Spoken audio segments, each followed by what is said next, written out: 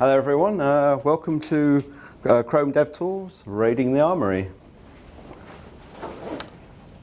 I'm Greg Malcom. By day I work at Beam Dental, a local startup focusing on trying to bring affordable dental insurance to the masses.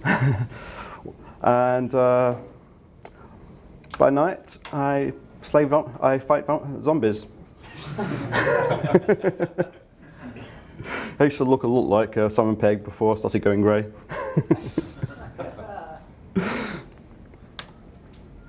And today's talk is brought to you by Wacky Wanda's Wicked Weapons, putting the whack back in wacky. I've actually got a side gig at the moment, building a storefront for Wacky Wanda's Wicked Weapons, and it's close to going live, but there are bugs. And due to a shortage of time, I'm actually going to have to work on this site while giving the presentation. So you have to bear with me. Let's see what we're talking about here. This is the website. You might have seen it flash up a moment ago. So let's get in there. So it shows weapons that we can buy for your adventuring needs. It's got a search feature. There we go. Quality swords there. Anybody in the market for an adventuring weapon? Oh, absolutely. What do you need? Sword. Sword? Oh, you go. Anyone take your fancy? That one looks amazing. There you go. Sold. Fortunately, not all the searches go quite successful as that. For example, if I search on hammer at the moment, see what I mean? It's definitely a work in progress. Even worse. On pages, I've got a pagination. Things happen like, for example, try to go to the next page, and boom, skimped on the unit test, didn't ya? So, work in progress. Now, if we're going to work on this together, I'll probably ought to tell you a little bit about the architecture. You don't need to know in depth, but I should probably explain it's a JavaScript app using Webpack. It's not using any fancy frameworks, it's pretty much just plain JavaScript, but we are conforming to a model view controller architecture. But it's also a single page application, so it does at least respond to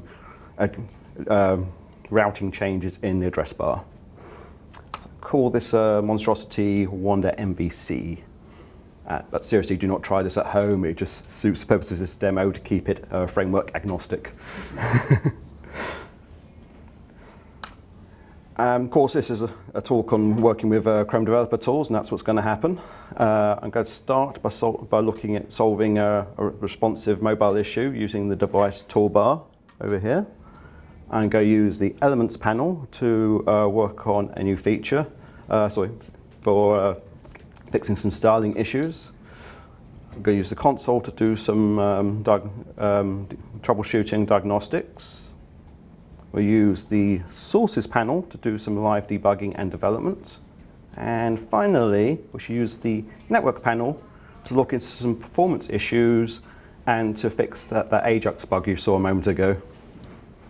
I will warn you, it will probably start off on a fairly beginner footing, but it will get more advanced as we go along, so bear with me. Now, if you're not up for that, now's a chance to run for it. Oh, sorry, my phone's buzzing. Oh, it's Wanda, she's the owner. Yikes. Can I read that out for you? Minion! I just checked the site on my iPad. It looks terrible! Everything is too wide.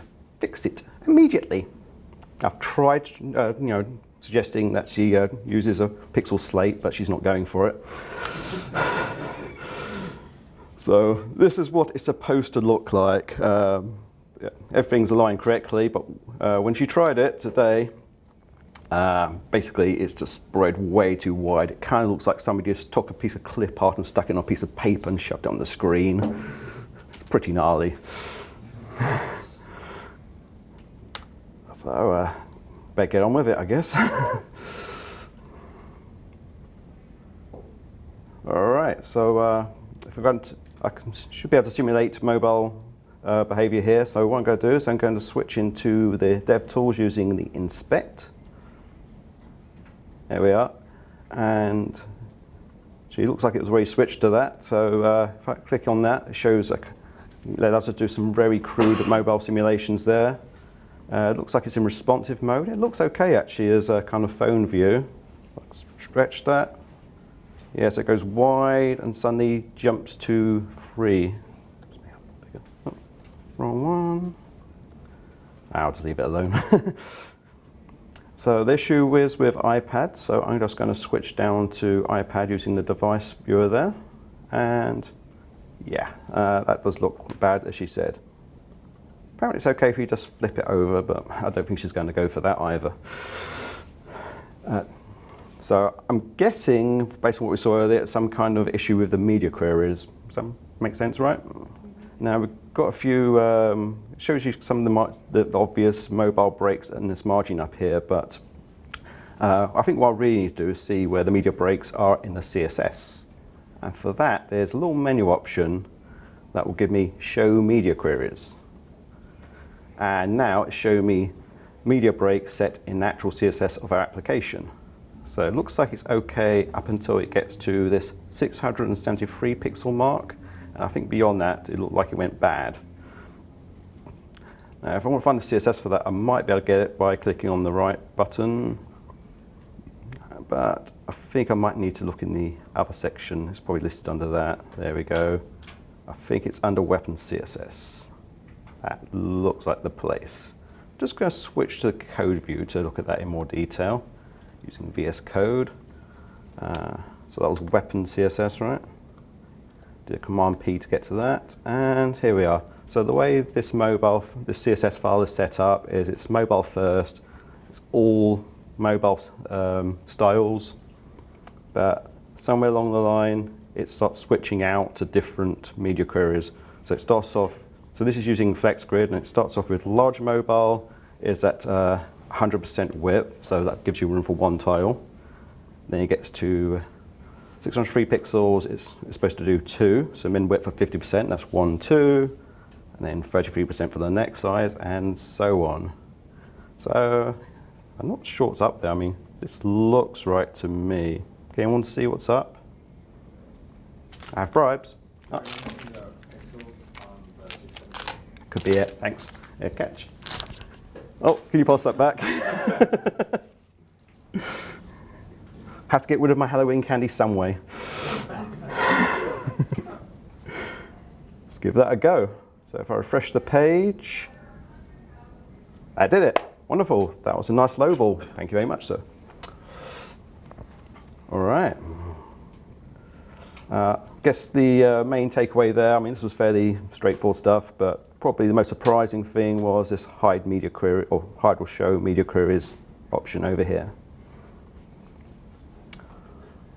See what's up next. Oh, right, yeah. Wanda wants us to make her head spin. Very literally. Okay, that needs some explanation, I know. If we have a look at the app, Wanda's been looking at the trying to bring more visitors to the site, and she also wants to keep them. And one thing she's thinking will help is some kind of friendly greeting. She's of the opinion that when we hover the mouse over her head there, it should pop up and spin in friendly greeting, because that isn't creepy at all. It might work for the Halloween theme, I guess. So probably start figuring that one out using this elements panel. So if I right click inspect her face directly, it should jump straight to where it is in HTML. It's a little image there. And if we look down below, got all the styles that are going to affect here. Lots to look at there.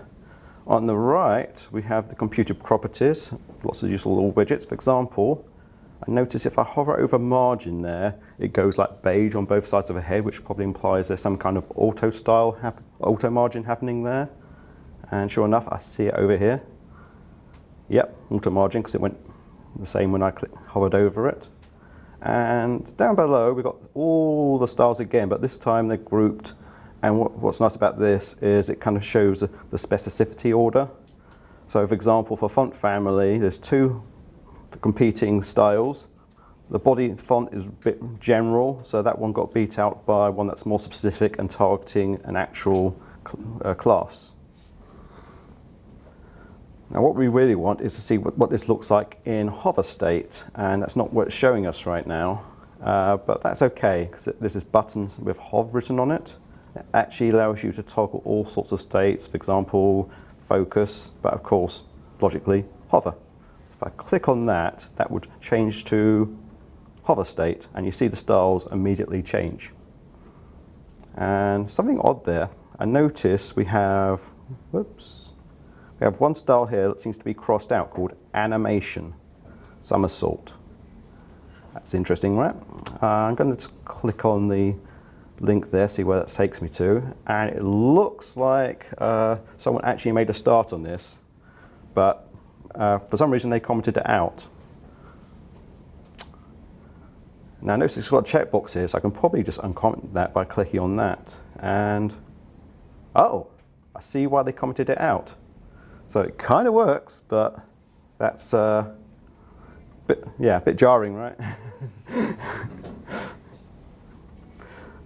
So I guess what we need to do is change the animation a bit so it's smoother. Now one thing we could take advantage of is one of the there's a bunch of gadgets that you can get by pressing escape, including the console, and one of the gadgets is, well, one of the sections is animations. So if I open up the animations drawer, what this does is it gives a timeline of all animations on the page.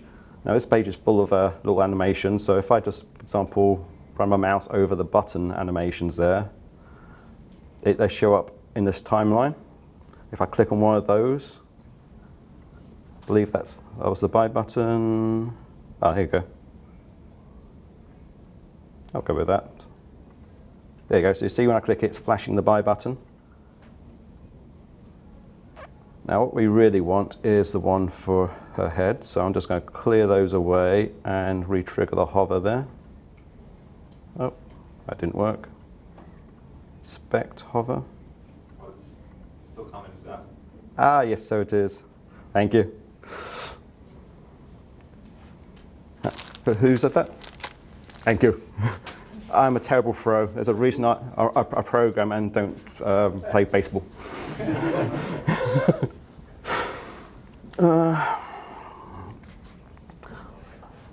Where were we? Ah, yes. So here's the keyframe animation. I think we saw that on the page earlier, and it's set to 200 milliseconds. I'm thinking maybe making it slower might help. Anyone got any thoughts on how long that should take? Maybe second. Let's give that a go. Come on, drag, drag, drag. There we go. So now it will come across as, there we go. It's all smoother. Might make that a little faster. Okay, so still don't like it. It's kind of lumpy how it animates. I guess it corresponds with this graph I'm seeing down here. So I think what we need is a smoother transition. And fortunately, a lot of these styles have tools built in. And if I click on the actual ease in, ease out one here, it allows me to play around with that. So there's lots of choices, but I think I'm just going to directly alter this graph because I think I just want it to be a straight line so we can't see the transitions between the two. Let's give that a go. So I've tried that one. That seems better. I just need to get that to the code at this point, or else we're going to lose everything we just did. But this style's been changing live as we've made all these changes. So I'll switch over to the code view. I believe that was in headspin.css. There we are.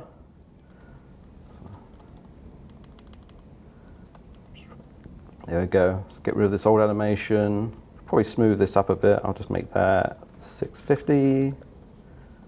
I believe this whole thing is the same as a linear animation, so I'm just going to use that. There we go. Oh, by the way, if anyone's curious, this is the animation. All it's doing is at the halfway point, it's changing the Y position, rotating it halfway, and doubling the scale. And 100%, it's just putting it back where it found it. give that a go. So. Line 2. Line 2, oh, thank you very much. So they say pair programming is good, but crowd programming, that's the way to go.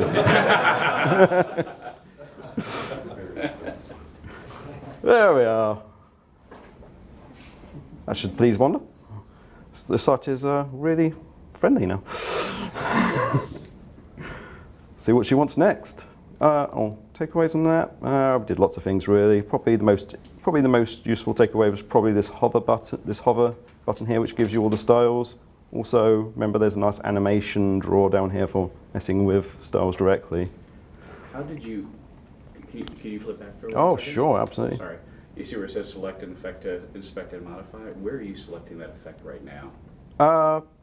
By clicking these ones, I think. Oh, okay. Yeah, I think that's what it means. All right, cool. Thanks. Okay. On to the next thing. Oh, yes. We're looking to, this is quite exciting, we're trying to make the weapons enchanted as an option.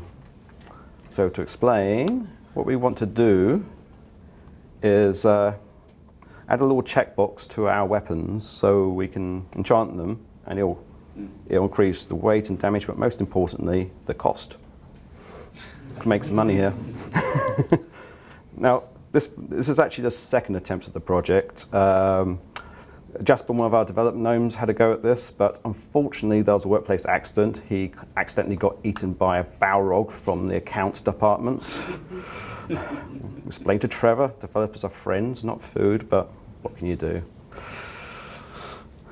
So our mission here on this one is we're going to use the console panel, and we're going to see basically how far Jasper got with building out the model part for Enchanted feature. Now, one upside of not using a proper framework is all the MVC parts I need are available to me on the app object. So if I type app, you can actually see router, page, views, controller, models popping up on the auto entry thing there. I think what we need is models. And there we go, got choice between weapons and cart. I think weapons sounds more what we need. There we go, and we have a weapons collection. So looking at that, looks like we can access the items through these items. And there we go, weapon, weapon, weapon, weapon, weapon. Kind of like the spam song. Spam, spam, spam. So, yeah, that's a lot of weapons. If I open that up, okay, I can see them, but that's still not super clear how they work. I think what I'm going to do is move the dock to the bottom from this menu here. That's a bit better, but we can still do better than that, I think. I expect everybody knows the console.log method. Can anyone see the bottom here, by the way? Cool. So everyone knows you can do that, but there's also a console.table. If I turn that into an array,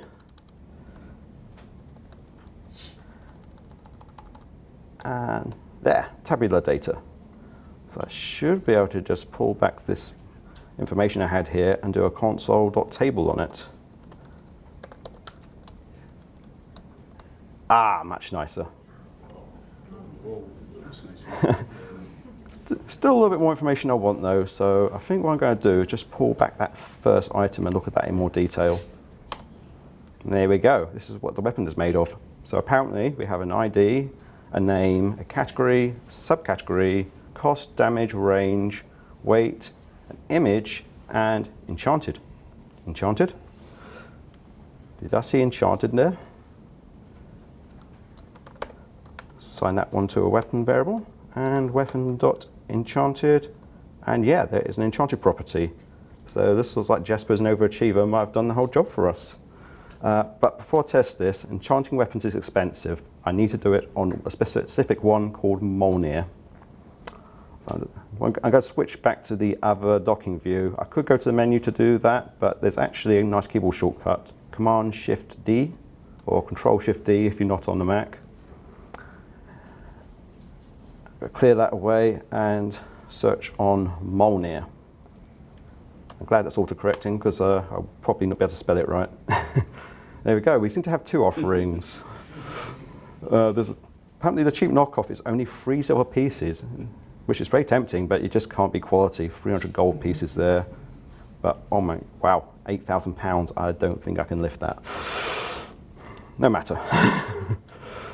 So I need some way to, so if I'm going to manipulate that weapon specifically, I need some way to select it. Now, if I had jQuery in the mix, I could use a selector using $1, and it's probably a list item. So it would be something like this. But as it turns out, actually Chrome has its own selection tools. So if I run that, it will do something, though not the same thing as jQuery. It will just give the first list item. That's okay. We can just add an extra $1 there, and then it will give us an array. If I open that up, I can see all the list items on the page. And it looks like this is the one we need. If I click on that, that will actually take us back to the elements view. There we go. So we can actually see it right there. Now, interesting thing is, do you notice it's saying equals $0 here? Anyone know what that does? You can then reference it in the console using, yeah, I mean, that's it. Exactly that, yes. So if I press escape to open the console in draw form, go with its animations, clear this away, exactly like that gentleman said. If I do $0, it will bring that up. You can also do $1, $2, $3, $4 to do older clicks on that page, but I can't imagine why you'd want to do that. Now, unfortunately, I didn't save that to a variable. But oh, by the way, notice it has data ID 144. That seems promising. But yeah.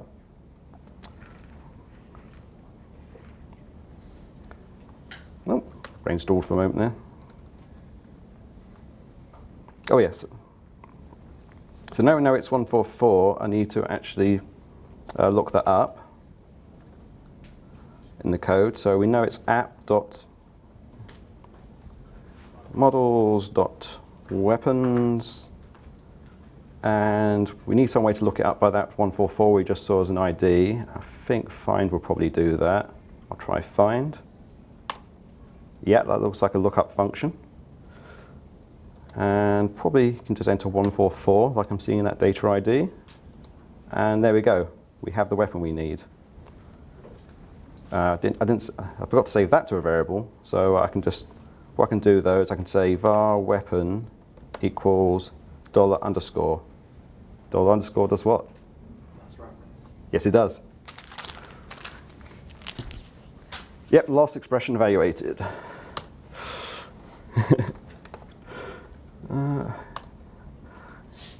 Okay, moment of truth. If I check the enchanted property, okay, false. So what happens if I set it to true? Oh wow, do you see that? It just changed on us.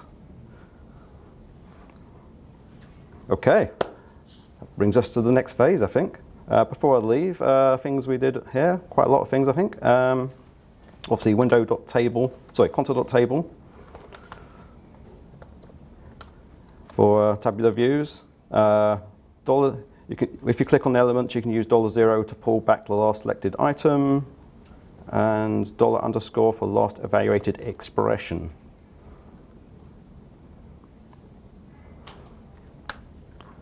So this takes us to phase 2. We're going to make it work in our web page using the sources panel. So there's 3 phases to this little mini project. First, we need to add the checkbox to the HTML template. Because this is a prehistoric style framework, we're going to have to create an event listener in the view, so it actually responds to that click. And finally, we need to delegate the actual enchantment to our controller layer.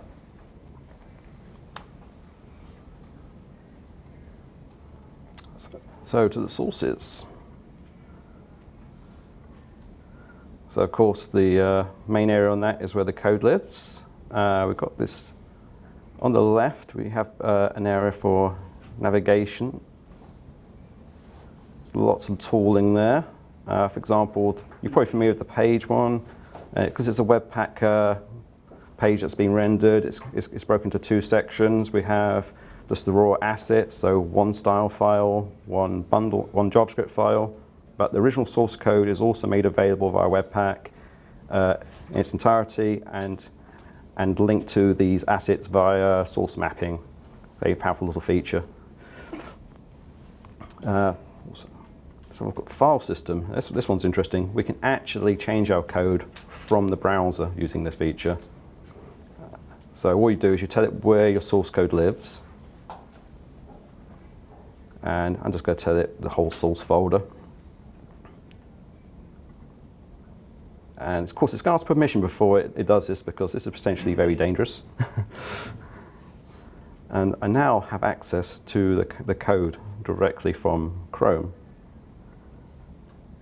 There's a caveat with that. If you have to be careful. I can now open code as Webpack or source, the folder name. And if I open source, I can edit the code. But if I want to debug, I have to be in the Webpack flavor. In the middle section, you've got some nice instructions there. Command P to open a file. Command Shift P to run command. Probably seen this before, but I'll just a little refresher there. So Command P. So the file we need to open first, I believe, is our template. That will be in the templates, weapon, and under results. There we go. I believe that's one. So as mentioned, we've got the Webpack flavor and the real code flavor. I'm going to open the code version. And that looks like what we need. Wonderful. Before I dive in, down below we have all our debugging materials. So all the step over, pause, all that kind of stuff. We'll just use that as we come to it. Got lots of breakpoint features. As well as normal breakpoints, you can actually set Ajax breakpoints using this section here, XHR. We'll look at that a little bit later. Also DOM breakpoints. You can actually, from elements, you can right-click a image and say, give me a break the code when it appears or disappears, which could be really handy figuring why a menu disappeared, for example. But I'm not going to do that one today. Now we're going to get straight down to work. So we need to code in a checkbox. Now, because I'm a coward, I'm not going to live code that. I'm going to steer it from down here. So where do we think would be a good place for a checkbox? Top or bottom? I'm thinking top. Yeah. So I'm going to stick that underneath the title. There you go, label, input. And if I save that, oh, notice it's got a little star next to the name now because we've dirtied up the file. When I save it with Command S, it actually saved it, and hot loading kicked in and actually showed us, rendered our little enchantment button. So yeah, ship it. It's good now, right? Maybe not. Okay, so the next phase, we're going to have to figure out an event listener in the view layer. Now for this part, I'm actually going to want you to do it through Webpack because I want to debug. So I'm actually going to turn off this source thing now, just so I don't get confused. So that was under File System, Remove. There we go. All right. So Command P, searching on. I believe it's view, weapon, there we go, weapons view.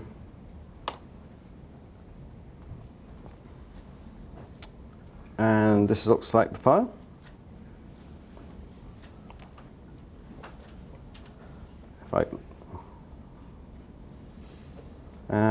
If I look around carefully, there we go. Register weapon events, that looks promising. So apparently it's taking events for the previous next button on the pagination and also the buy button. Now, I think our checkbox actually has a lot in common with this buy button. I'm just going to take it. So I'm going to set one of those up, but I'm going to do that from the code, from the VS Code side. So that's weapons view, I believe. Weapons view. There we go. And I'm going to do what any true craftsman does, which is copy and paste.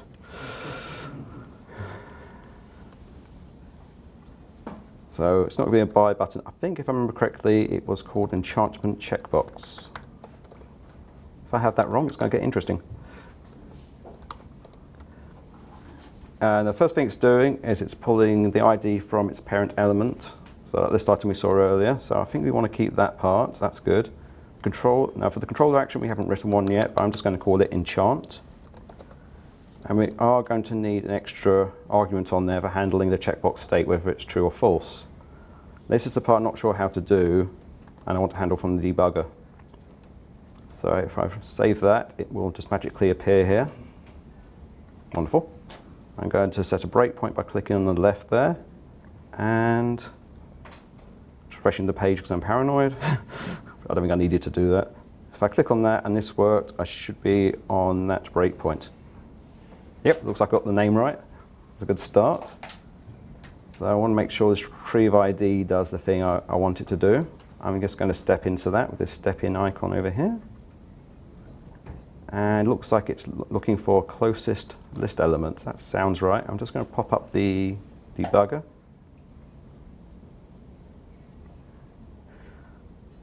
And just check it's doing what I think it's doing. So source list element. Yep, that pops up the weapon, and so I'm just going to step over. And next it's going to pull the data attribute from the ID field there. So that should give us 144, I think. Yeah, okay, that was straightforward. Okay, now we're getting into slightly unknown territory. I always forget how to get access to checked. I always get mixed up between e.checked and e.target.checked.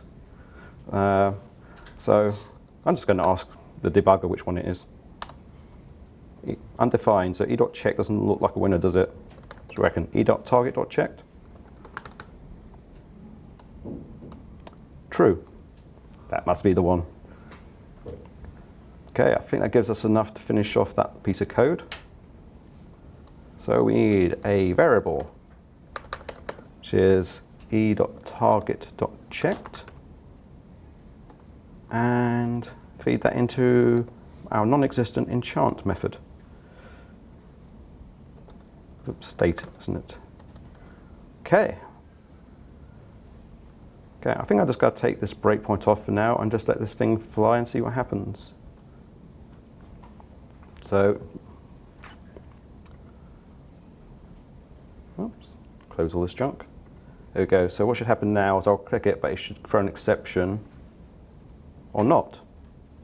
Apparently, Jasper had actually started the enchant feature as well. Wow. It would make him an employee of the month if he wasn't. Oh, let's not talk about it. So what's happened here is he started the method, but he just placed the word debugger, which will always act as a breakpoint as long as you have your console open. Okay, so all we've got to do now, I think, is implement that in a similar fashion to how buy works again. So weapons controller, I'll just switch back to that. Weapons controller, and find enchant. There we go. Yep. So we can see buy above, and it's pretty much the same logic, I think. First off, we've got a weapon ID, so we just need to look up the weapon. So weapon equals list.weapons.find and feed it the number, which should be 144, if I remember correctly. And if we have a weapon, oops. Yep, braces. If we have a weapon, then we need to enchant it. I believe from our research earlier, that means we need to set enchanted to true. Oh, except that's not true, is it? It's state. There we go. So that'll be whether it's true or false. Yeah. And oh, it's complaining over there. I don't know what that's about. Oh, too much RSpec in my life. Okay, thank you. Okay. And yeah, so I'll just refresh the page so we can see that. For some reason it's showing me junk. Go away. There we go. All right, I'm just going to drop a breakpoint about here, make sure that's working. Enchant. Yep, it looks like it's pulling back a weapon and just needs to enchant it. I think this is promising. I'm just going to kill that breakpoint. Refresh again, and I think, yes, look at that. We have enchanted weapons. Thanks for your help, everyone. Right. Yeah, lots going on there. Probably the easiest takeaway there was, remember that debugger will work as a breakpoint whenever it hits it in code. So that takes us to our final segment.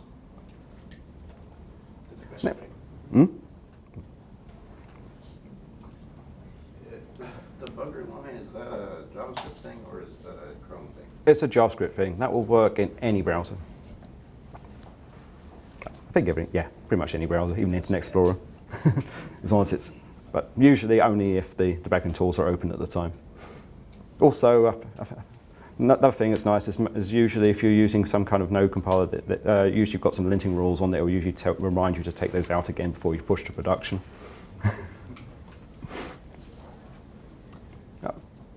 Ready to go on? Awesome. So it brings us to networking. So you might be wondering what a gelatinous cube digesting a last batch of adventurers has to do with networking.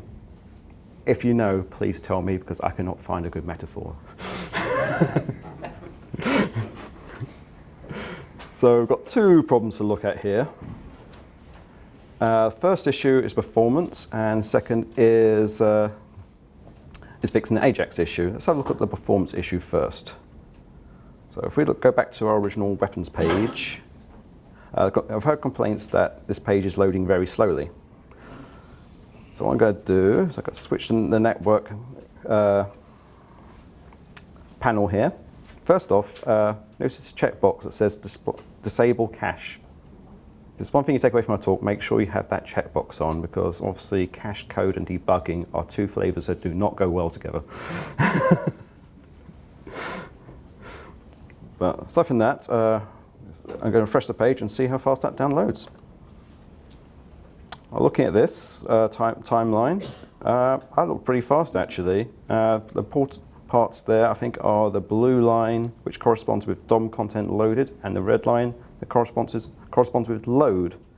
So the blue line, that's basically the point where your page is downloaded, but there's still external assets downloading, like images, CSS, and subframes. Please don't ask me what subframes are, I can't remember. The red line is the part where all those parts have finished downloading as well, so it's really, really loaded at that point. Now, which question is, which one is more important? Which is a trick. It's kind of a trick question. It really depends how your web page looks, because the important thing is at the point where the page appears to be working as far as your users are concerned. So the key thing is, if it takes less than a second, you're going to have happy visitors. They're not even going to think about it. It takes more than 5 seconds, they're going to start getting annoyed with it. So, and obviously, more time you take beyond that, the less visitors are going to be coming back or even waiting for the page to complete. Now, this test was horribly unfair because I'm using a local server. So I should really be turning on throttling. So if I set it to 3G, it'll kind of emulate a 3G network. Kind of slow one at that, even though it says fast. On top of that, I probably should be testing mobile first for this, because that's where you're going to find your initial problems, I imagine, with performance. So I'm going to switch that mobile view back on and maybe emulate a Pixel 2. Right, let's refresh and see what happens. And go. Okay, not quite so glamorous as last time. Still loading, still loading. Oh look, DOM content loaded finished after 8 seconds, and it's still downloading. How long is this going to take? Minute, hour, how long is this session?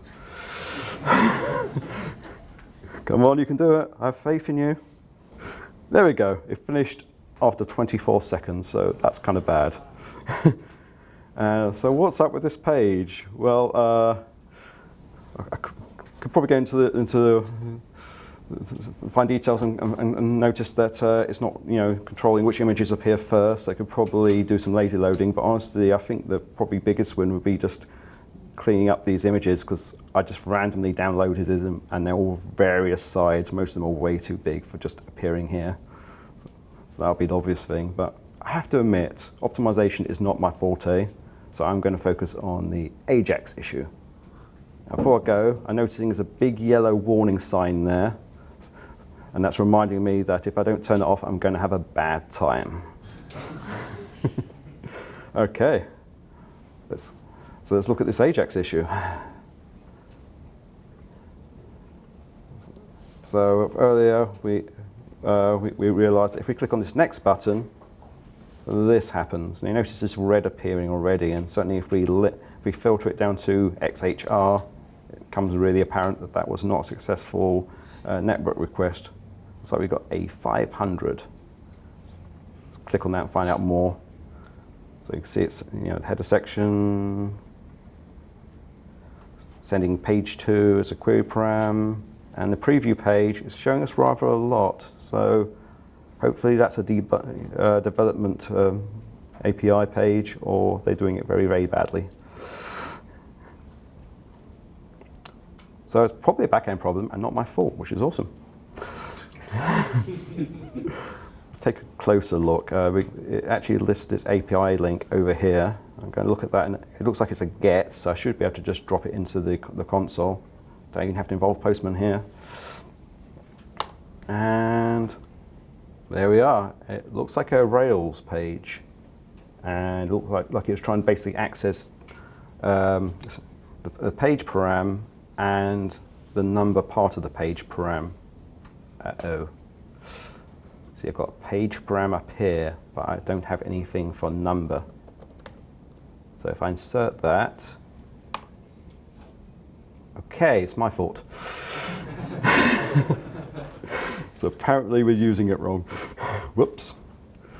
Okay, looks like we need to debug our Ajax. So there's actually two easy ways we could actually set a breakpoint for that.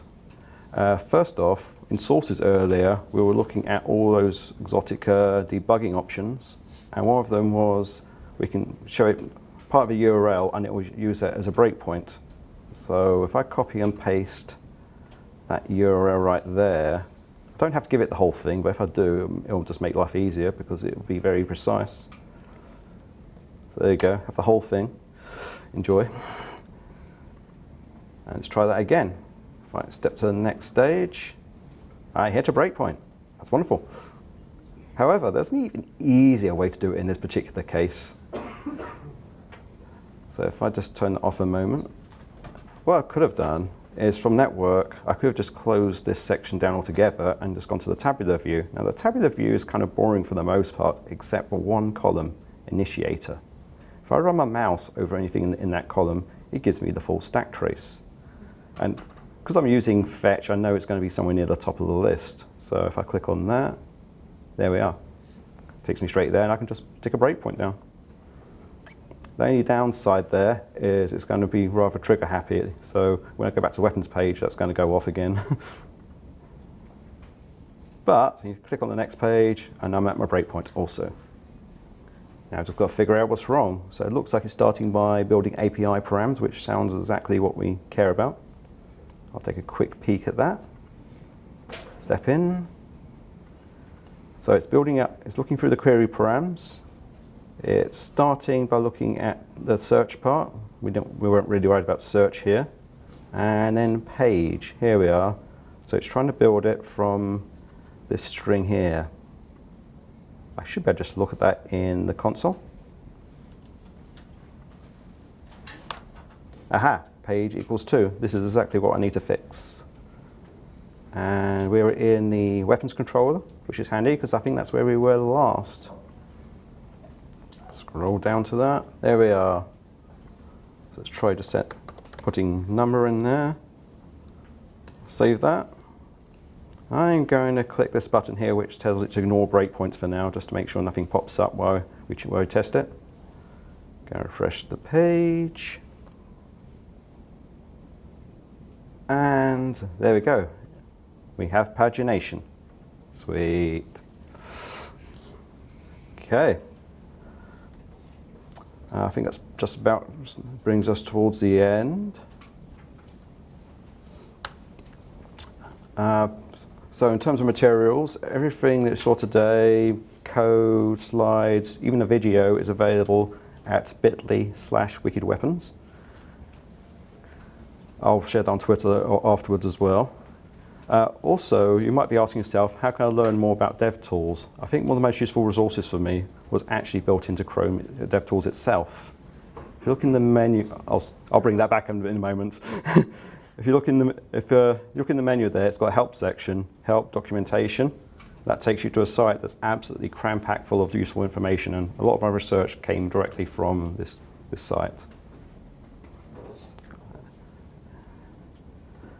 Okay, I'm going to throw in one slight sales pitch before I go. I mentioned earlier I work for Beam. We work with Ruby on Rails and JavaScript with React. If any of that's interesting to you, we're currently in the market for senior developers, and coming next year we'll probably be hiring a bunch more across the board. So let me know or check the website if you're interested in that. Also, thanks to DevFest and Root for hosting.